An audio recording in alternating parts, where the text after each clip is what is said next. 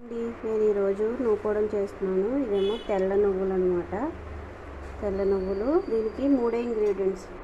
First వచ్చి తెల్ల నువ్వులు, సెకండ్ వన్ వచ్చి ఎండుమిర్చి, థర్డ్ వన్ వచ్చి రుచికి సరిపడా సాల్ట్. దీనికి అసలు ఆయిలే యూజ్ చేయక్కర్లేదండి. ఫస్ట్ ఇలా ఎండుమిర్చి తీసుకొని ఫ్రై చేయాలి. ఎండుమిర్చిని ఇలా ఫ్రై చేయాలన్నమాట. ఇందులో అసలు ఒక్క చుక్క కూడా ఆయిల్ యూజ్ చేయక్కర్లేదు. ఇది చాలా చాలా హెల్దీ. చిన్నపిల్లలకి, పెద్దవాళ్ళు అందరూ తినచ్చు దీన్ని. ఈ నూకడాన్ని అన్నంలో తినచ్చు, కూరల్లో కూడా యూజ్ చేసుకోవచ్చు.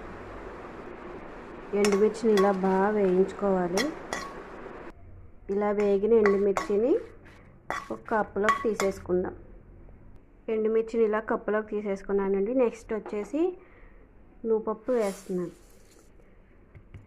దీనికి ఆయిల్ యూజ్ చేయక్కర్లేదు. నువ్వుపప్పు కూడా ఇలా బాగా వేయించుకోవాలన్నమాట.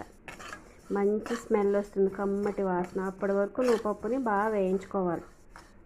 సిమ్లో పెట్టి వేయించుకోవాలండి, లేకపోతే తొందరగా మాడిపోతుంది. నువ్వుపప్పు ఫాస్ట్గా వేగుతుంది కూడా. చూసారా, కొంచెం కొంచెం కలర్ మారుతూ ఉంది. దీన్ని ఇలా కలుపుతూనే వేయించాలి. రెడ్ కలర్లో కొంచెం ఎరుపు రంగులోకి వచ్చే వరకు. చూడండి, కలర్ మారుతుంది బాగా.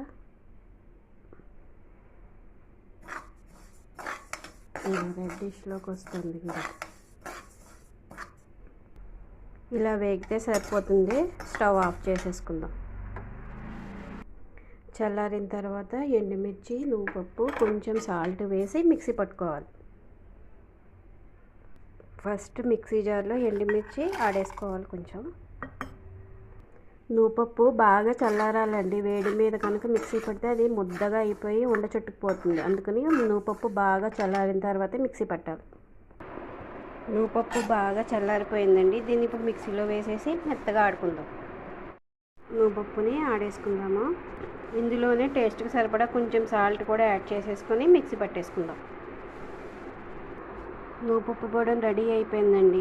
ఇది రైస్లోకి నూనె వేసుకుని తింటే చాలా బాగుంటుంది. కర్రీలో కూడా ఇది బాగా యూజ్ చేసుకోవచ్చు. మీకు కనుక ఈ వీడియో నచ్చినట్టయితే like, share, subscribe my channel. Thank you for watching.